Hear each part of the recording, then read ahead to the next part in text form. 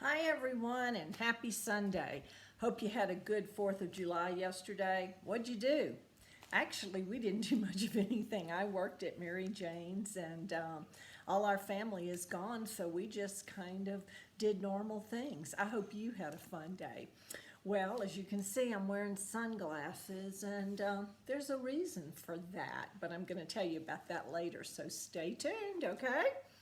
So, in our story today, we talk about Jesus performing a miracle. Now, do you know what a miracle is? A miracle is something extraordinary that happens. And in the Bible, it's something that humans cannot explain. It's something that we always think of as being related to Jesus or God. So you may have known someone who was sick and miraculously they were healed. And that means that the doctors or nurses really didn't have a whole lot to do with it. Perhaps with God's guidance they were healed, but for the most part it can all be attributed to God. So in today's story we're going to learn about a blind man, and this is back in our beginner's Bible. Hopefully it won't be long and we can be using this in Sunday school. And it's called Jesus Heals a Blind Beggar. So here's the guy and he's blind. You see he has a stick to help him find things, and then here's Jesus and some of his disciples. So let's get started with the lesson. Jesus and his disciples saw a blind beggar. He had been blind since he was born. The disciples asked Jesus, "Teacher, did this man sin, or did his parents sin? Is that why he is blind?" "No one sinned," said Jesus. "This happened so that God's work could be shown in his life." Then Jesus spit on the ground and made mud out of it with his hands. And I want you to keep in mind, back in those days, they didn't have concrete too much. If you look at all the pictures from that time, the roads are dirt. And that was why so often they wore sandals and washed their feet a lot, because their feet were always dirty from the dust. So Jesus just reached down, grabbed up some dirt, mixed it with water, and made mud. Now, I bet a lot of you boys have done that. And then he took that mud and he gently spread the mud on the blind man's eyes to make like little mud patties, is what we would call them when we were kids. See right there? And then Jesus told the man, "Go to the pool of Siloam and wash off the mud." So here's Jesus telling him to do just that. As soon as the mud was washed off, the man could see. Everyone was amazed. They wanted to find out more about Jesus. So that's our story about Jesus performing a miracle. Well, in our story, do you remember how long the man had been blind? Had he been blind since birth, or did he just become blind, say, a few weeks before this story? He had been born blind, so he had been blind his whole entire life. Okay, so do you remember what Jesus made the packing out of to put on his eyes? Was it silly putty and slime? Of course not. It was dirt and water to make mud. And then what did Jesus do with the mud?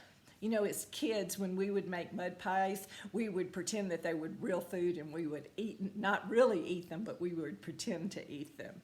Well, in this case, Jesus put it on the blind man's eyes and made like a mud pack out of it. And then what did Jesus tell the guy to do? Do you remember? He said, "Go get in that pool and wash off."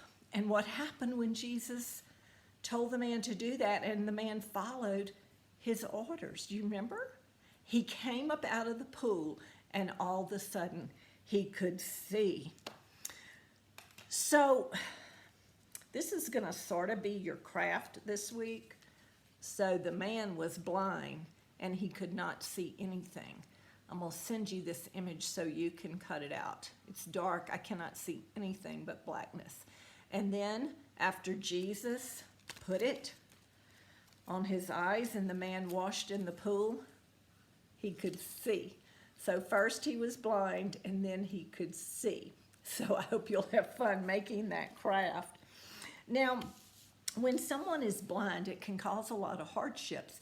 Can you imagine just sitting at the dinner table for dinner, and your mom has maybe fried chicken and corn on the cob or something, and you have a drink? And maybe you can practice this at home tonight after she sets the table and you sit down. I want you to just close your eyes and try reaching for the glass. Can you find it without knocking it over? What about the fork? Can you even find your mouth to put the fork in? Hope you don't get it in your ear over here. So that's what it's like to be blind.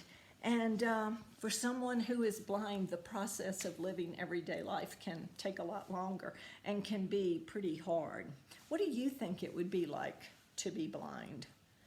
Do you think it would be easy or hard? Oh, I think it would be very hard. And this guy was blind from the time he was born. So he had never seen anything. Now, sometimes an older person starts to go blind, or sometimes just a disease makes you start to go blind. But if you've lived in your house a long time, you know where things are. And so you can, even if you're blind, you can kind of go around your house and you know where things are. I know as my mother-in-law was aging, she became pretty blind. And so when I would unload her dishwasher for her, I had to put things in exactly the right place, because if I didn't, when she went to get it, she wouldn't be able to find it.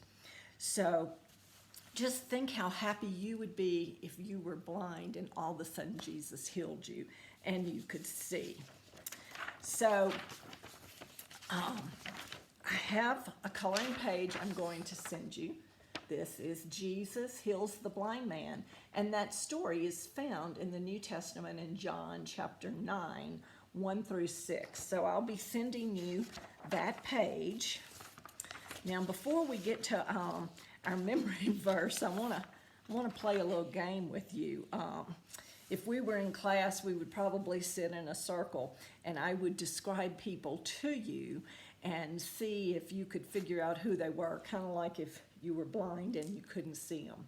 So I'm going to describe 3 people, okay? This guy we often see down in our Sunday school department. He is a teacher for the older kids.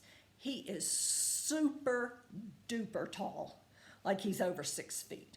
He towers above you, and he's way taller than me, and he's very good at telling Bible stories. Do you know who that is? Just by that description? If you guess Justin, that is correct. Now let's talk about a female, a woman, a girl, and she has long blonde hair, and she's very pretty, and she is always in the praise band. Sometimes she plays keyboards, and sometimes she plays her violin. Brad calls it a fiddle, but we know that's not what it is, don't we? And she sings. Can you guess who that is? It's certainly not me, that's for sure. That's Anna. Anna is, of course, over Rocky Kids Ministry. One more. This guy is my age, and he gets up in front of everybody in the church. He's bald, and he often stands up there with his iPad, and he brings us God's Word on Sunday morning. Who is that? That's Jess, Mr. Jess, of course, Pastor Jess. So guys, even without seeing them, I bet you could describe, hearing their description, you could figure out who they were, because God has created each of us differently and in such a special way, and he gives us each special talents and abilities. And so because of that, that's going to bring me to my memory verse, because God performs miracles since the beginning of time. He still does, and he loves us, and he gives each and every one of us special talents and gifts. So our memory verse for today is love the Lord your God with all your heart and with all your soul and with all your mind. And that is found in Matthew. That's also in the New Testament, 22:37. So let's do it one more time. Love the Lord your God with all your heart and with all your soul and with all your mind. Matthew 22:37. Now, if we were in Sunday school, we would take that apart in a bunch of different sections, and you would learn it. It's really long, but I know you can do it. You guys are so smart. So that's it for Sunday, for today, and I hope we'll see you soon. I hope you enjoyed our lesson. Talk to you later. Bye.